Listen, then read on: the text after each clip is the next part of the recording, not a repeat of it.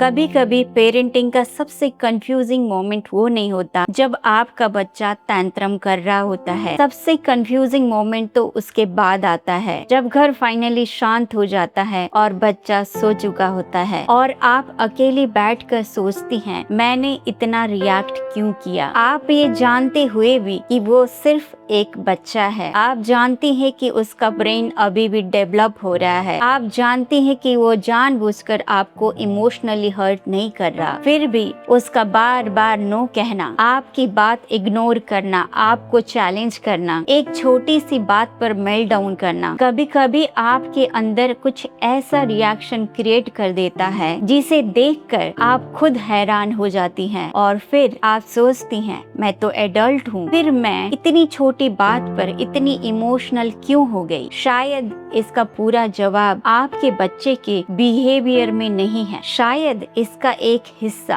आपके अंदर भी है। इसका मतलब ये नहीं कि आप एक ब्रोकन है या आपको कोई डायग्नोसिस है या हर बार आपका रिएक्शन आपके चाइल्डहुड ट्रॉमा का रिजल्ट है। कभी कभी आप बस थकी हुई होती हैं, कई बार आपकी नींद पूरी नहीं होती, कभी पूरा दिन घर काम खाना और छोटी छोटी रेस्पॉन्सिबिलिटीज संभालते संभालते आपका इमोशनल कप ऑलरेडी फुल हो जाता है और फिर बच्चे का एक और डिमांड, एक और क्वेश्चन, एक और मम्मा मम्मा आपके सिस्टम को बस ओवरलोड कर देता है। इसीलिए सबसे पहले खुद को समझना जरूरी है। हर स्ट्रॉन्ग रिएक्शन ट्रॉमा नहीं होता, कभी कभी आप बस एग्जॉस्टेड होती हैं। रिएक्शन मोमेंट से बहुत बड़ा होता है और वही जगह इंटरेस्टिंग हो जाती है। तो आप अपने बच्चे पर इतना स्ट्रांगली रिएक्ट क्यों करती हैं जब आप खुद जानती हैं कि वो सिर्फ एक बच्चा है। इसके पीछे 3 बहुत इंपॉर्टेंट रीजंस हो सकती हैं। पहला,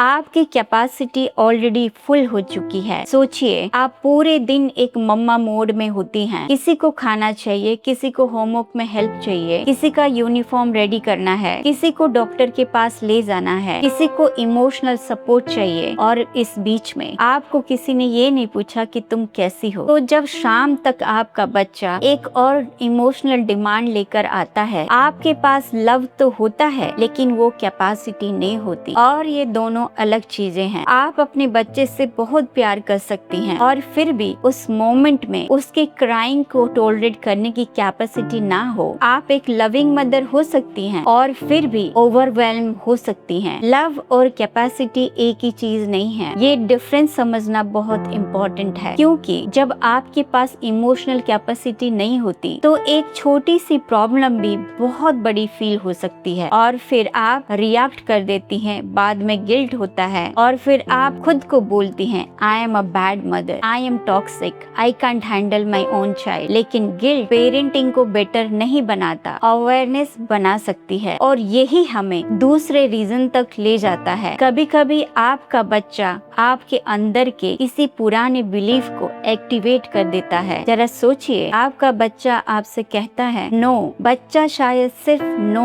कह रहा है, लेकिन आपका माइंड उस नो को किस चीज की तरह इंटरप्रेट कर रहा है? Disrespect, loss of control, failure. आपके अंदर इंस्टेंटली गुस्सा आ जाता है। आप सोचती हैं ये मेरी बात क्यों नहीं मान रहा, इसे रेस्पेक्ट करना नहीं आता, अगर मैं अभी स्ट्रिक्ट नहीं हुई तो कल क्या होगा। लेकिन कभी कभी ट्रिगर बच्चे का बिहेवियर नहीं होता, ट्रिगर होता है आपके माइंड का उस बिहेवियर का मीनिंग देना। अगर आप बचपन में एक गुड गर्ल थी, ज्यादा आर्ग्यू नहीं करती थी, जो पेरेंट्स को डिसअपॉइंट नहीं करती थी, जो अपनी फीलिंग्स को दबा देती थी, तो हो सकता है आपने अननोइंगली एक बिलीफ कैरी किया हो, good children listen, respect means obedience. और जब आपका बच्चा आपके सामने खड़े होकर कहता है आई डोंट वांट टू, तो शायद आप सिर्फ उसके वर्ड्स नहीं सुन रही होती, आपके अंदर का पुराना कंडीशनिंग सिस्टम एक्टिवेट हो रहा होता है। Because sometimes the trigger is bigger than the moment और फिर रिएक्शन एक बिहेवियर से बहुत बड़ा हो जाता है। लेकिन एक और पॉसिबिलिटी भी है, मे बी आपका बच्चा आपको ट्रिगर नहीं कर रहा, मे बी आपका नर्वस सिस्टम ऑलरेडी फुल है और कभी कभी आपका बच्चा आपके अंदर ऐसी फीलिंग एक्टिवेट कर देता है जिससे आप आप खुद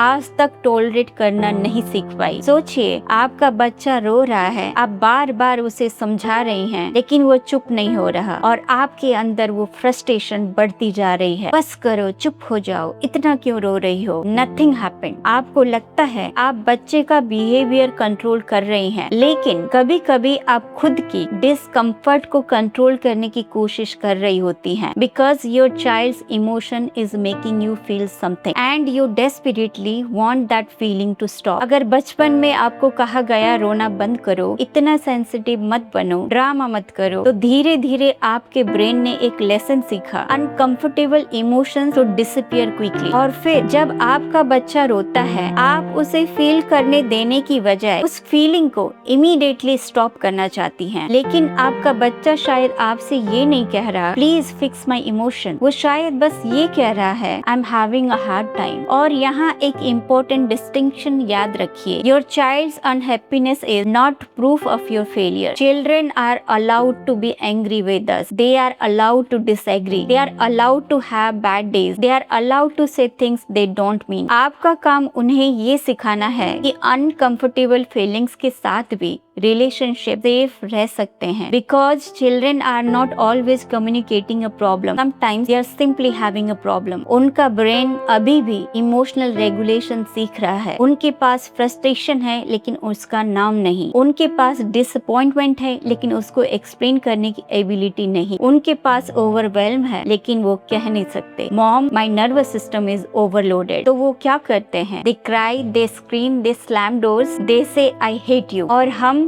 जो खुद एक ओवरलोडेड नर्वस सिस्टम लेके खड़े होते हैं, उस बिहेवियर को अपने अगेंस्ट इंटरप्रेट कर लेते हैं और फिर एक साइकिल शुरू होती है। Child dysregulated, mother dysregulated, mother react, child feel more unsafe, child escalates, mother feels even more out of control. और दोनों एक दूसरे को रेगुलेट करने की कोशिश में दोनों और डिसरेगुलेटेड हो जाते हैं। लेकिन इसका मतलब ये नहीं कि आपको हर बार परफेक्टली काम रहना है। परफेक्ट कामनेस एक अनरियलिस्टिक एक्सपेक्टेशन है। आप एक ह्यूमन है, कोई मशीन नहीं। कभी आप शाउट करेंगी, कभी आप इम्पेशेंट होंगी, कभी आप बोलेंगी बस अब और नहीं, और फिर आपको रिग्रेट होगा। The goal isn't to become a mother who never gets triggered, the real goal is to become a mother who knows what to do after she gets triggered. और यहाँ से आप एक सिंपल प्रोसेस फॉलो कर सकती हैं। Pause, notice, name and repair. Pause कीजिए अगर बच्चा सेफ है, एक मोमेंट के लिए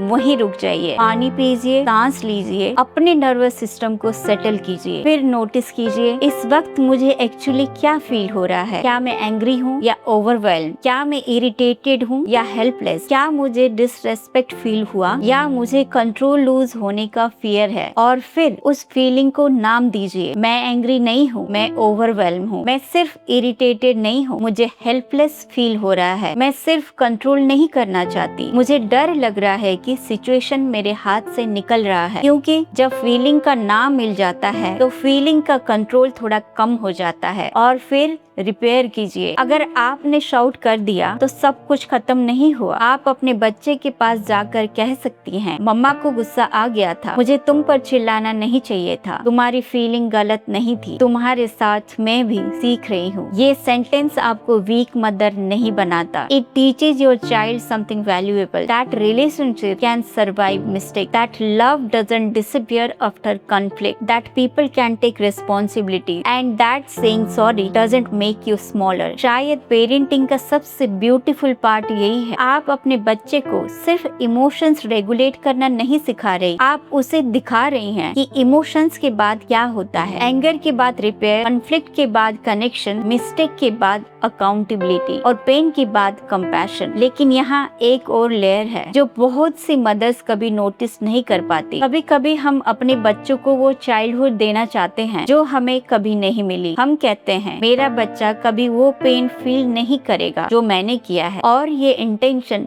ब्यूटीफुल होता है, लेकिन कभी कभी इसी इंटेंशन के अंदर एक एंजाइटी छुपी होती है। अगर वो फेल हुआ तो हम पैनिक हो जाते हैं, अगर वो अपसेट हुआ तो हम इमीडिएटली फिक्स करने की कोशिश करते हैं, अगर कोई उससे हर्ट करे हम तुरंत वहाँ पहुँच जाते हैं। बिकॉज समवेयर इनसाइड हम सिर्फ अपने बच्चे को प्रोटेक्ट नहीं कर रहे होते, हम अपने पास्ट को भी रीराइट करने की कोशिश कर रहे होते हैं। और यहाँ एक बहुत जेंटल क्वेश्चन है, क्या मैं अपने बच्चे को प्रोटेक्ट कर रही हूँ या अपने पास्ट को रिपेयर करने की कोशिश कर रही हूँ? इस क्वेश्चन का आंसर अनकंफर्टेबल हो सकता है लेकिन पावरफुल भी। आपको अपने बच्चे को ब्यूटीफुल चाइल्डहुड देने के लिए अपना चाइल्डहुड इरेज करने की जरूरत नहीं है। आपका पास्ट आपकी पेरेंटिंग को इन्फ्लुएंस कर सकता है, लेकिन वो आपकी पेरेंटिंग को कम्प्लीटली कंट्रोल करना जरूरी नहीं। जो आपको नहीं मिला, लेकिन आपको उसके हर अनकंफर्टेबल इमोशंस को प्रिवेंट करने की जरूरत नहीं, उसे हर पेन से बचाना जरूरी नहीं। कभी कभी उसे आपके साथ